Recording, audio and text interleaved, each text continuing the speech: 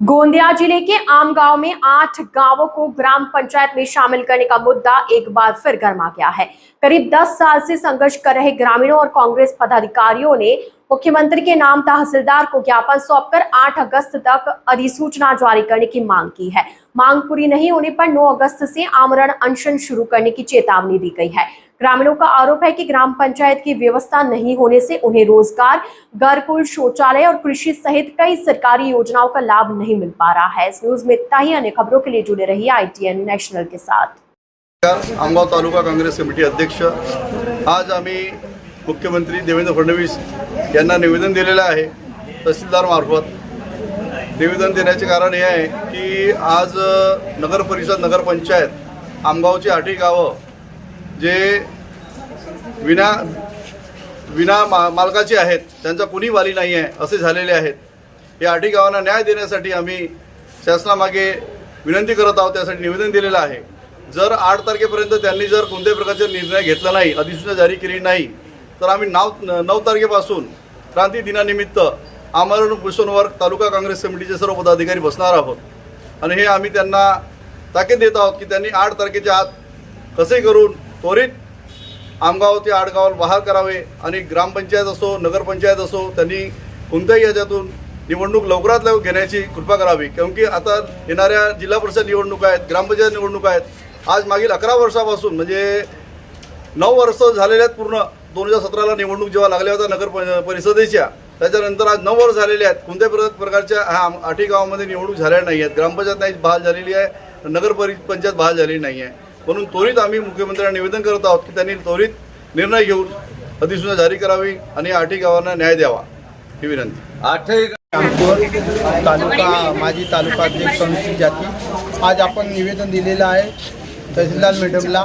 मागील 11 वर्षापासून या आमगाव आणि 8 गाव मिळून सगळ्या कोणत्याही प्रकारचे ग्रामपंचायत किंवा नगरपंचायत किंवा नगरपरिषद काहीही नसून सगळ्या हे याच्या वाली कोणी नाही आहे। मी सन्माननीय या महाराष्ट्राचे मुख्यमंत्री देवेंद्र फडणवीसांना विनंती करतो की ज्यांनी तेव्हा लोकसभेची निवडणूक होती तेव्हा आमगावमध्ये येऊन त्यांनी म्हटले होते की हे लोकसभेची निवडणूक झाली की मी 8 दिवसामध्ये याच्या प्रकरण बाहेर करणार आहे, पण त्यांनी 2.5 वर्ष लोटून सुद्धा कोणतीही कारवाई केलेली नाही। मला महाराष्ट्राचे देवेंद्र फडणवीसला मुख्यमंत्र्यांना विनंती आहे की त्यांनी लवकरात लवकर या 8 गावाला ग्रामपंचायत असो किंवा नगरपरिषद असो किंवा नगरपंचायत असो ते आम्हाला बहाल करून द्यावे आणि या ज्या जनसामान्य माणसाचे ज्या अडचणी आहेत, समस्या आहेत, कोणत्याही प्रकारची सरकारची योजना, घरकुल योजना किंवा कोणता बी लाभ मिळत नाही आणि त्यामुळे आज माझ्या गावामध्ये रिसामामध्ये लोक घरावर तिरपाळ झाकून राहत असतात आणि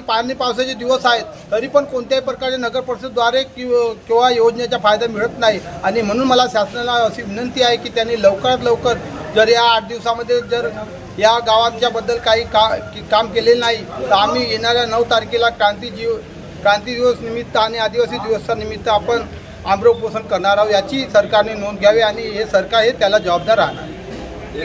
नमस्कार, मी अभय कुमार ढेंगे, जिल्हा उपाध्यक्ष काँग्रेस कमिटी पर्यावरण विभाग। आज दिनांक 3 ऑगस्ट 2026ला आम्ही तहसील कार्यालयामध्ये या 13 वर्षापासून रखडलेल्या नगर परिषद, नगरपंचायतच्या विषयाला घेऊन या ठिकाणी माननीय तहसीलदारांना आम्ही निवेदन दिलेले आहे की ज्या आमच्या या 8 गावांमध्ये ज्या समस्या उद्भवत आहे त्याचं मुख्य कारण इथली हे सरकार आहे। या सरकारमुळे आमच्या ज्या आमगाव तहसीलमध्ये जे 8 गावं आहेत त्यांचं सर्व जे उद्धार आहे ते थांबलेलं आहे। त्याचं कारण एकमात्र या ठिकाणचे जे आमदार आहेत आणि या आमदारांनी या विषयाला लांबून ठेवला आहे आणि लोकांना संभ्रमित केलं आहे की नेहमी फक्त बॅनर पोस्टरवर या ठिकाणी नगरपंचायत आणि ग्रामपंचायत झाली असं जाहीर केलं। गावोगावी यांनी पत्रके लावले, पण त्याचा काहीच फायदा झाला नाही।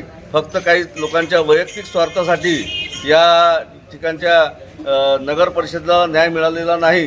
काही ठेकेदारांना, काही लोकांना फक्त सिलेक्टेड कामं करायसाठी गावोगावी इथली प्रशासन थांबवून ठेवलेलं आहे आणि या गावाचा पूर्णपणे नायनाट करण्याचा हा प्रयत्न ही सरकार करत आहे आणि अशा सरकारचा आम्ही निषेध करतो। म्हणून आम्ही तहसीलदारांना हे निवेदन दिलेले आहे आणि त्यावर मुख्यमंत्र्यांनी त्वरित कारवाई करावी नाहीतर येणाऱ्या क्रांती दिवसानिमित्त आम्ही 9 तारखेपासून आमरण उपोषणाला बसणार आहे अशी जाहीर सूचना या माध्यमातून मी प्रशासनाला या ठिकाणी देत आहे. धन्यवाद.